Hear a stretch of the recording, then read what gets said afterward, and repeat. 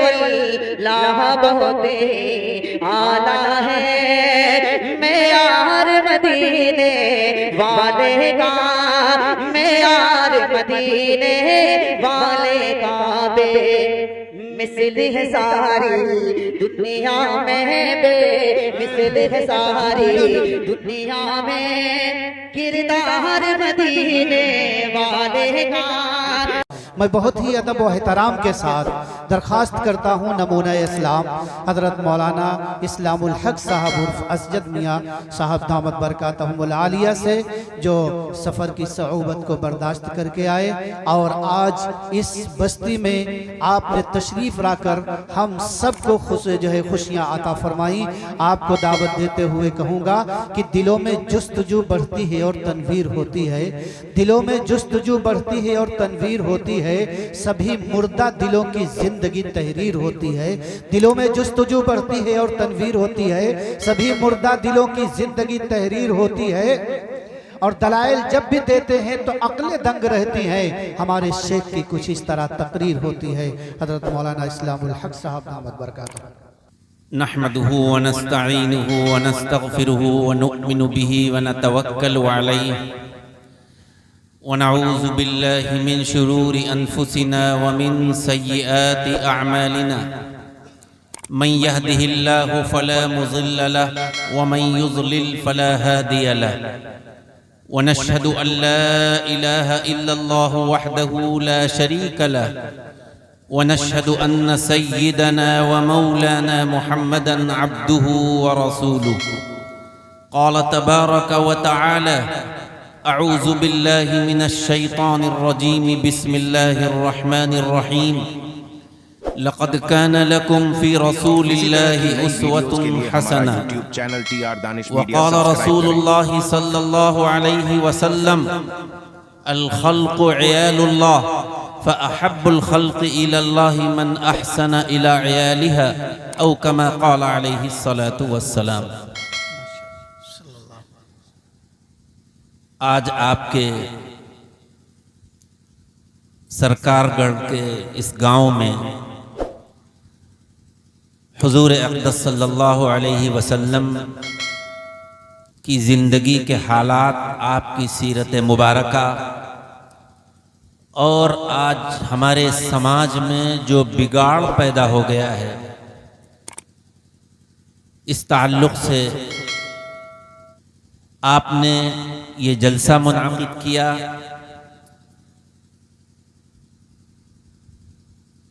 इस अज़ीमुश्शान जलसे में स्टेज पर तशरीफ़ फरमा इंतहाई काबिल एहतराम हज़रात उलमाए कराम, हाज़रीन जलसा, हमारी माएँ बहनें और इस माइक के ज़रिए जहाँ तक आवाज़ जा रही हो, घरों पर बैठकर सुनने वाली हमारी माएँ बहनें। कोई लंबी गुफ्तगू नहीं होगी। सबसे पहले तो एक बात समझ लीजिए कि इस तरह के ये जलसे, इस तरह का ये फंक्शन, इस तरह का ये प्रोग्राम रखा क्यों जाता है, इसकी ज़रूरत क्या पड़ती है। अगर ये प्रोग्राम न हो, इस तरह का ये फंक्शन न हो, तो फिर उसके क्या नुकसानात होंगे। जाहिर है हम और आप सब जानते हैं कि उस गॉड ने, उस अल्लाह ने, उस भगवान ने हमको दुनिया में भेजा क्यों है। खुद कुरान ये बात कहता है कि अल्लाह ने, जिसको हम गॉड कहें, भगवान कहें, ईश्वर कहें या अल्लाह कहें, उसने हमको दुनिया में भेजा है अपनी बंदगी के लिए। हम सब अल्लाह के बंदे हैं। वो गॉड नई वीडियोस के या लिए वो हमारा ईश्वर YouTube channel TR Danish Media subscribe करें को हम खुश रखें। हमारा कोई काम ऐसा ना हो कि हमसे अल्लाह के बंदे भी नाराज हों और अल्लाह भी नाराज हो। अब ये एक मुख्तसर सी जिंदगी है, शॉर्ट सा ये हमारा एक पीरियड है। न मालूम कब अल्लाह का बुलावा आ जाए और हमें इस दुनिया से जाना पड़ जाए।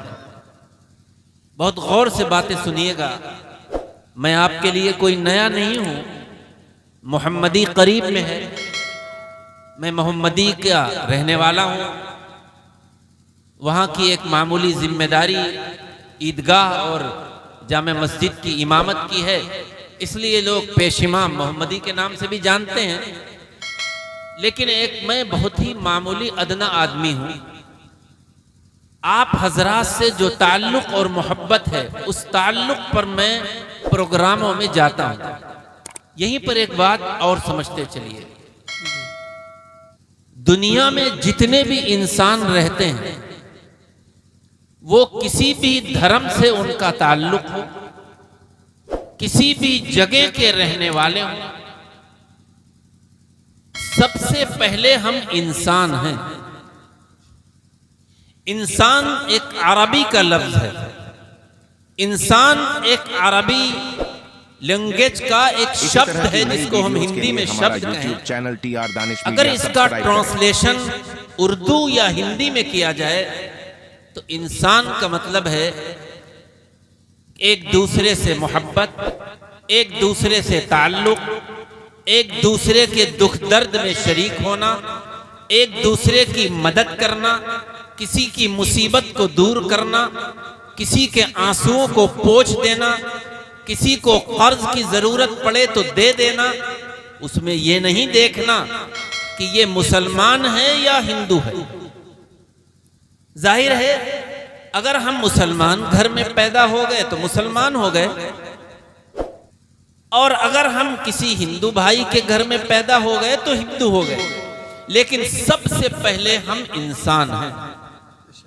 जब हम ये समझ रहे हैं कि हम इंसान हैं, और मैं आपको हिस्ट्री जो के ताल्लुक से एक बातें बताना चाहता हूं, और आपने सुना भी होगा कि दुनिया में, इस पूरे वर्ल्ड में, इस दुनिया में उस ईश्वर ने, उस गॉड और अल्लाह ने दुनिया में जो पहला इंसान भेजा है, हमारा YouTube channel TR Danish Media subscribe करें। लंदन में नहीं भेजा, तुर्की में नहीं भेजा, ऑस्ट्रेलिया में नहीं भेजा, बल्कि वो आपके इस मुल्क हिंदुस्तान में भेजा।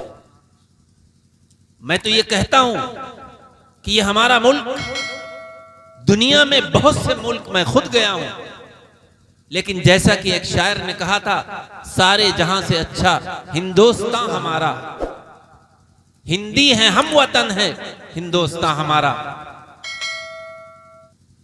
तो इस मुल्क से इंसानियत शुरू हुई है, और मैं ये अपना मैसेज और अपना पैगाम सिर्फ मुसलमानों के बीच में नहीं, बल्कि हमको अगर यहाँ के डीएम और कप्तान साहब भी बहुत सी मीटिंगों में बुलाते हैं,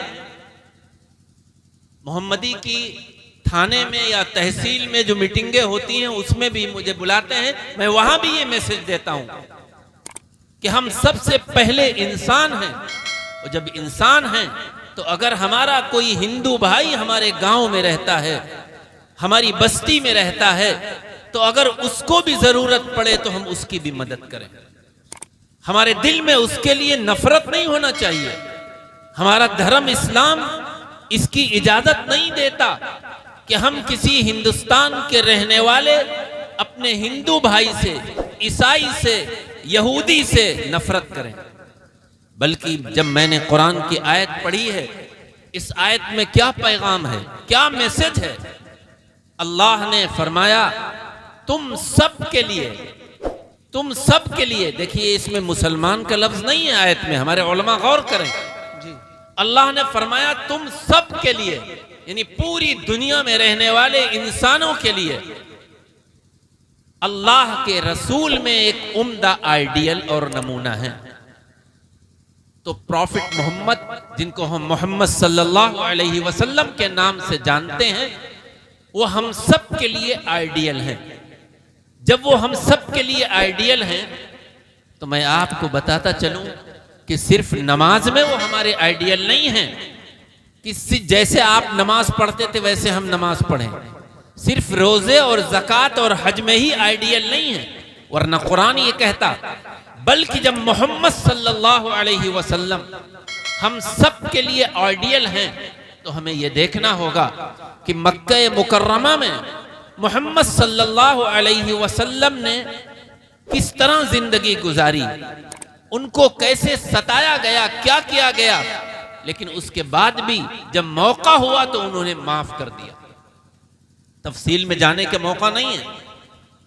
आप चाहते तो बदला ले सकते थे, आपके पास सब कुछ था, ताकत भी थी, हिम्मत भी थी, ईमानी जुर्रत भी थी। नई वीडियोस के लिए हमारा लेकिन YouTube फातिहाना चैनल जब मक्के में सन 8 हिजरी में दाखिल हो रहे हैं तो एक तरफ से आपने माफी का ऐलान करी है।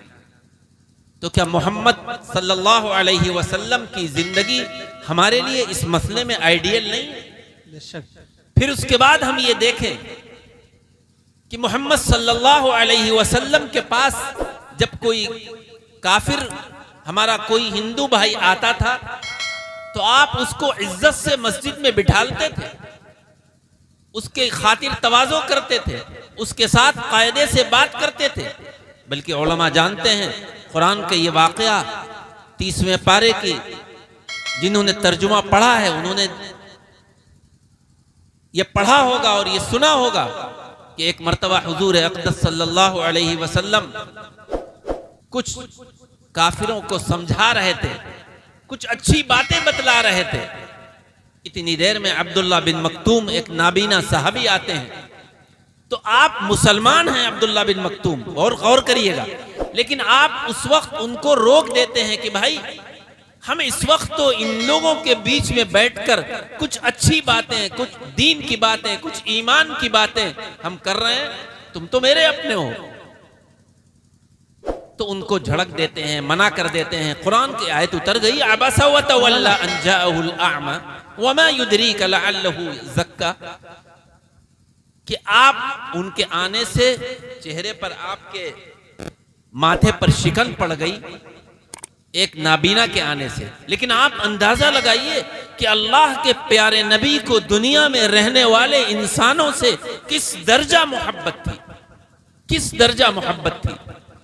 तो इसलिए मेरे भाई, मेरे मुसलमान भाइयों, मैं आपको एक पैगाम, कोई बयान लंबा नहीं करना, एक मैसेज देकर जरूर जाना चाहता हूं कि जिस मुल्क में हम रहते हैं ये मुल्क एक गुलदस्ता है, इसमें हर तरह के फूल हैं, और उस गुलदस्ता का या उस बाग का एक माली है।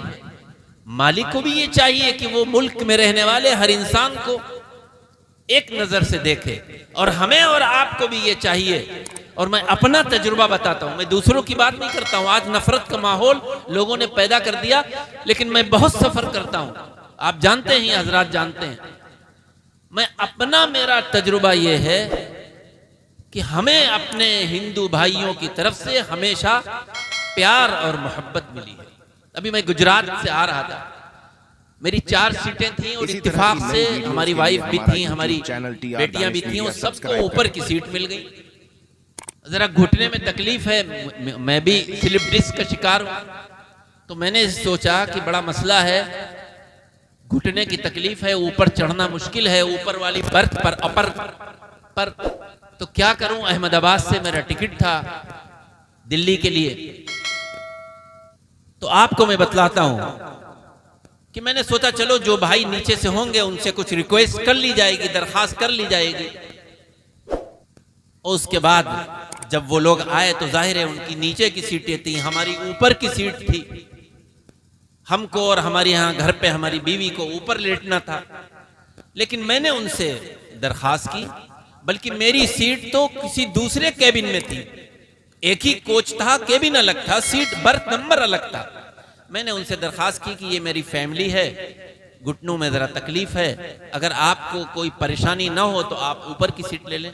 मैं आपको बताता हूं वो मुसलमान नहीं थे, वो हमारे हिंदू भाई थे, और उन्होंने कहा कि नहीं, अगर ऐसा कुछ है हमें कोई दिक्कत नहीं है, कोई परेशानी नहीं है, हम ऊपर लेट जाएंगे, आप अपनी फैमिली को और आप नीचे लेट जाइए। और ऐसा 1-2 बार नहीं, न जाने कितनी बार हुआ है। तो इसलिए मेरे भाई, मैं चूंकि ज्यादा वाकयात में बताकर वो नहीं करता, बस ये पैगाम देने आया हूं इस वक्त, जो मैंने आयत पढ़ी है कि अल्लाह के रसूल में हमारे लिए उम्दा आइडियल और नमूना है। हम सब दुनिया में एक मुसाफिर हैं, ये सफर कब खत्म हो जाए?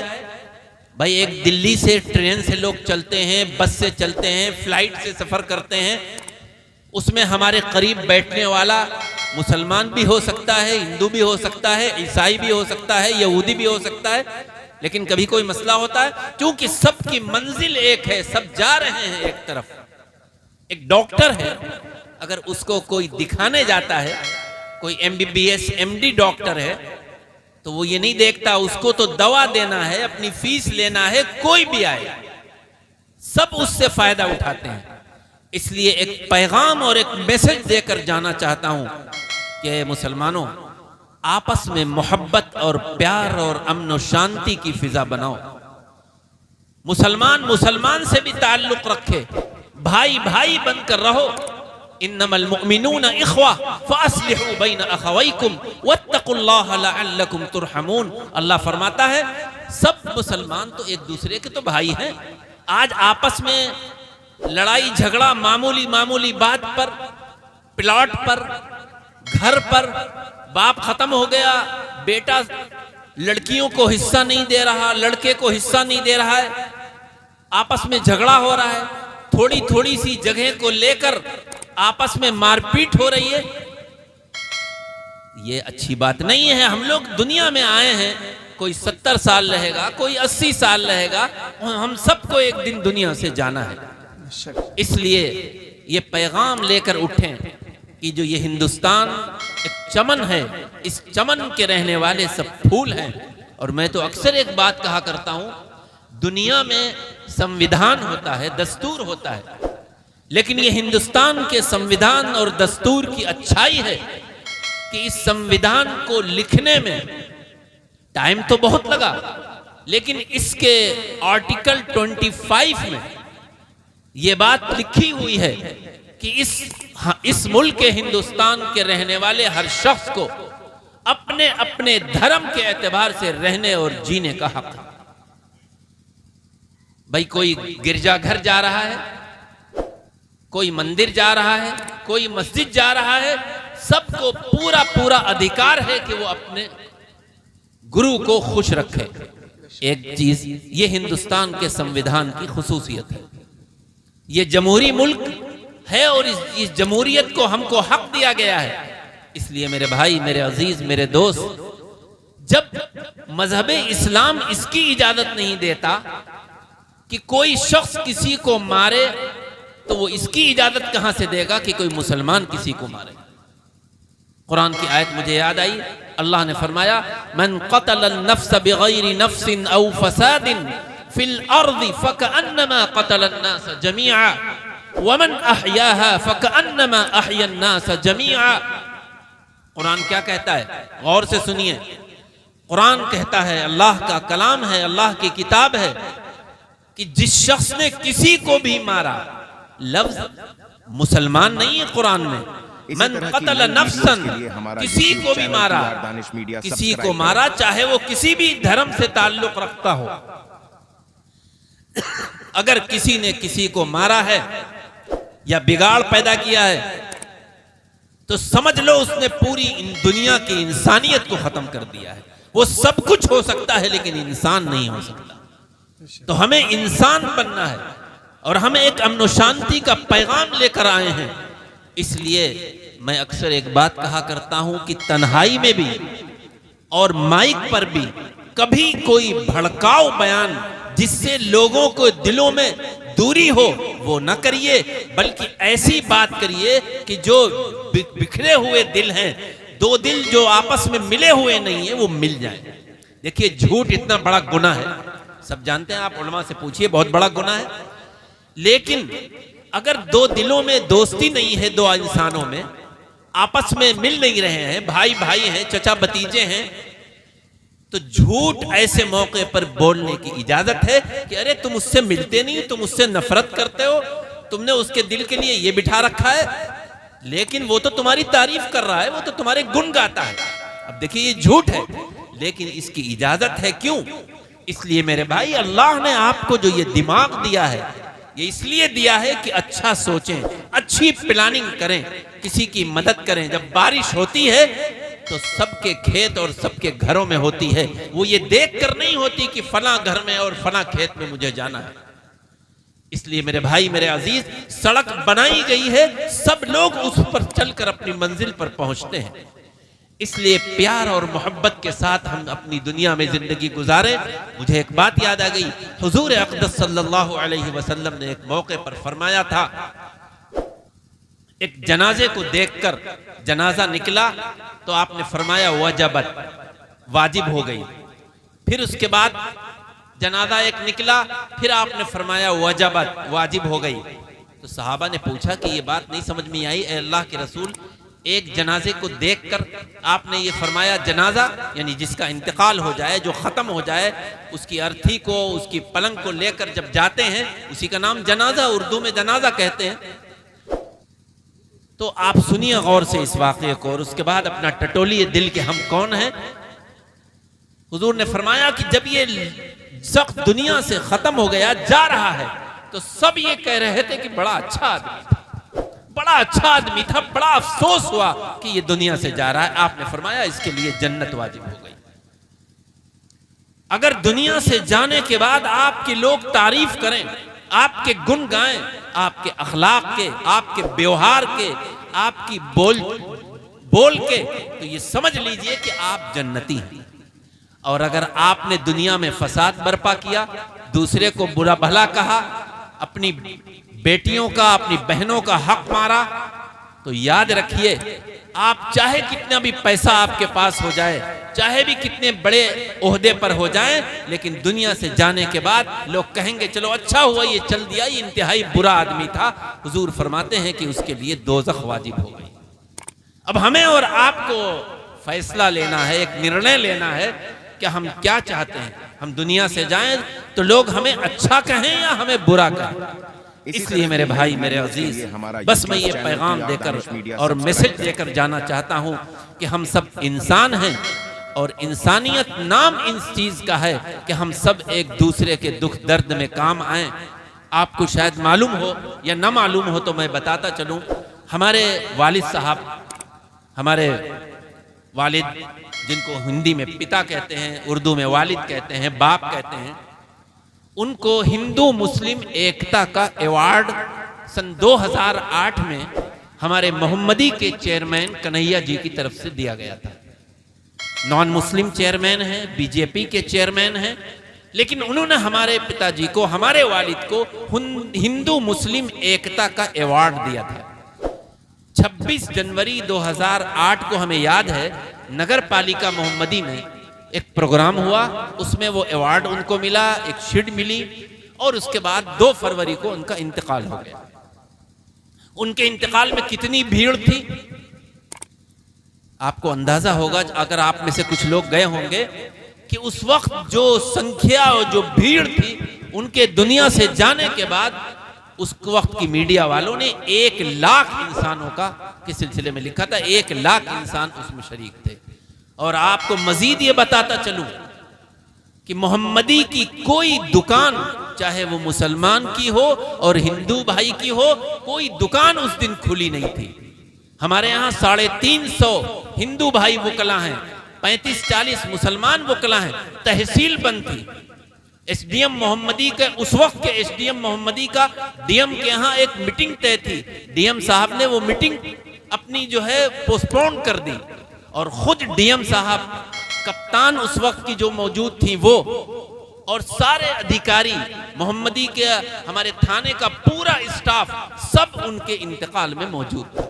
एक मूंगफली बेचने वाले का ठेला नहीं लगा था। आखिर क्या बात थी कि एक मुसलमान दुनिया से जा रहा है।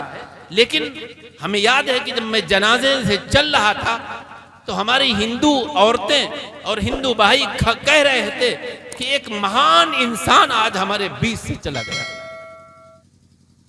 तो आखिर ये मोहब्बत लोगों के दिल में उनके लिए क्यों थी? सिर्फ इसलिए थी कि फसाद की कोशिशें हमारे यहाँ भी की गई। गंदे जानवर का गोश्त मस्जिद में रखा गया, ईदगाह में रखा गया, जामा मस्जिद मोहम्मदी में दस्ती बम रमजान के महीने में फेंका गया, रोजे वाली मस्जिद में कुरान जलाए गए। लेकिन हमारे वालिद, हमारे पिताजी हमेशा ये कहते थे कि जिसने ये किया है वो मुजरिम है, वो धर्म, जिस धर्म का वो मानने वाला है उस धर्म के इंसान मुजरिम नहीं है। इसलिए बसों को फूकना, जाम लगाना, लोगों को बुरा भला कहना, भाई एक मुसलमान अगर गलत काम करे तो सारे मुसलमान नहीं खराब। एक हमारे किसी शख्स ने कोई गलत काम किया, आप जानते हैं मोहम्मदी में 2 दिन होली होती है और जगह नहीं होती, हमारे यहाँ 2 दिन होली होती है और दोनों दिन धमार निकलती है। इसी तरह की दूसरे नई दिन वीडियोस धमार के लिए निकल हमारा रही थी, YouTube चैनल 2007 का वाकया है, मुझे अच्छी तरह याद है। दूसरे दिन धमार निकल रही थी और धमार निकलने पर लोगों को नहीं पता, बाहर से एक पेशेंट आया हमारे हकीम जी को दिखाने, तो कुछ लोगों ने रंग डाल दिया उनकी गाड़ी के शीशे को खोलकर, लड़के से थे। अब जब वो मेरे महल्ले में आए तो एक आफत हो गई कि अरे ये देखो इनके ऊपर होली का रंग पड़ गया। हमें याद है हमारे वालिद साहब ने फौरन एसडीएम मोहम्मदी को फोन किया और कहा कोई मसला नहीं है, जिसने डाला है चलो वो ठीक है, लड़के हैं बेचारों को नहीं पता था, आने वाले को भी नहीं पता था कि मोहम्मदी में 2 दिन होली होती है, इसलिए हम कोई हंगामा और कुछ नहीं करते हैं। एक फसाद जो हो सकता था वो एक मामूली सी बात पर रुक गया। मैं ये पैगाम देना चाहता हूं कि जिस तरह हमारे बड़ों ने किया है आज हमको भी यही करना है। इसलिए मेरे भाई हम सब मिलजुल कर मोहब्बत और प्यार के साथ एक दूसरे के साथ रहें, एक दूसरे से मुलाकात करें। ये हमारे मुल्क की खूबसूरती है। मैं पाकिस्तान गया, अभी पाकिस्तान में मेरी रिश्तेदारी है। अब मैं गया 2011 में, तो वहां मैं क्या बताऊं, पड़ोस का मुल्क है। आप कहेंगे मुझे कहने में कोई हर्ज नहीं। हमारे वालिद साहब पिताजी 2002 में गए और उन्होंने पाकिस्तान में एक तकरीर की थी जो वहां के अखबारों में छपी, वहां की टीवी ने उसको नशर किया। वो तकरीर ये थी कि जब आप कश्मीर पर बम फेंकते हैं तो ये बताइए ये क्या आपके लिए सही है? क्या आप कश्मीर को अपने मुल्क का एक हिस्सा समझते हैं, जबकि कश्मीर हिंदुस्तान का एक हिस्सा है, पाकिस्तान का हिस्सा नहीं है। और ये तकरीर उन्होंने वहां पर डरे नहीं, वहां की ये मुल्क हिंदुस्तान का एक हिस्सा है, आप उसको मकबूजा कश्मीर कह रहे हैं। और आप जब बमबारी करते हैं तो उसमें हर तरह के लोग खत्म होते हैं, मुसलमान भी खत्म होते हैं, हमारे हिंदू भाई। तो क्या धर्म इस्लाम इसकी इजाजत देता है? तो मेरे भाई मैंने ये बात इसलिए कह रहा हूं कि आज इस चीज की जरूरत है कि हम मिलजुल कर आपस में रहें, आपस में अपने मसाइल हल करें, एक दूसरे से मोहब्बत करें। अगर भाई का हिस्सा है तो भाई न मारे, किसी से कर्ज लिया है तो उसको वापस करे। चरस, अफीम, गांजा, इस तरह की चीजों से अपने आप को बचाएं, चोरी से अपने आप को बचाएं और अपने बच्चों की तरबियत ऐसी करें कि बच्चों से कहें कि बड़ों का अदब करो, छोटों के साथ मेहरबानी करो, झूठ मत बोलो, रिश्तेदारों से ताल्लुक रखो, सबकी इज्जत करो, किसी भी धर्म का मानने वाला हो, कहीं कभी हो, उसका एहतराम करो। अगर आप इसकी परवरिश करेंगे तो आप दुनिया से चले जाएंगे। आने वाली नस्ल के अंदर अखलाक होगा, मोहब्बत होगी और वो पसंद करेगा कि हाँ दुनिया में हमारे बाप हमको ये समझा कर गए थे, वो ये कह के नहीं गए थे कि फलां से ताल्लुक न रखना, फलां रिश्तेदार के यहाँ न जाना, बल्कि वो हमें अच्छी बातें समझा के गए थे। अल्लाह ने आपको जो औलाद दी है बेटा या बेटी की शक्ल में, ये अमानत है। इस अमानत के साथ अमानतदारी ये है कि आप उसको दीन की तालीम दें, अच्छी तरबियत करें, अच्छे अखलाक सिखाएं, बड़ों का अदब सिखाएं, छोटों के साथ मेहरबानी का है। अगर कोई मार दे तो ज़ब्त और सब्र का दामन हाथ से न छोड़ें, बल से कहें कि बर्दाश्त कर लो। बस यही पैगाम में जो हदीस पढ़ी थी उसमें भी यही पैगाम है। तो अल्लाह के प्यारे नबी ने फरमाया अल खल्क़ अयालुल्लाह, दुनिया की तमाम मखलूक, हत्ता की तमाम मखलूक में ये गाय, बैल, भैंस, चिड़ियाँ और तमाम दुनिया के इंसान ये उस गॉड और उस अल्लाह का कुंबा हैं। और हुजूर फरमाते हैं कि अल्लाह ने फरमाया कि जो अल्लाह के कुंबे के साथ अच्छा बर्ताव करेगा वो हम में सबसे अच्छा है। जब कुरान ये कह रहा है, अल्लाह के प्यारे नबी का फरमान ये कह रहा है कि ये सब गॉड का और एक ईश्वर का कुंबा है, अपने कुंबे के साथ तो सब अच्छा बर्ताव करते हैं, अच्छी तरह से पेश आते हैं। बस हमें भी यही करना चाहिए कि हम अपने कुंबे को समझकर सबके साथ अखलाक से पेश आएं, मेल मोहब्बत से रहें, लड़ाई ना करें। इस तरह अगर रहेंगे तो जब हम दुनिया से जाएंगे तो लोग कहेंगे बड़ा अच्छा आदमी था जो दुनिया से चला गया, रोएंगे, गिड़गिड़ाएंगे। अल्लाह तबारक व तआला इन तमाम बातों पर कहने वाले को भी और सुनने वालों को अमल की तौफीक नसीब फरमाए। व आखिरु दावाना अनिल हम्दुलिल्लाहि रब्बिल आलमीन।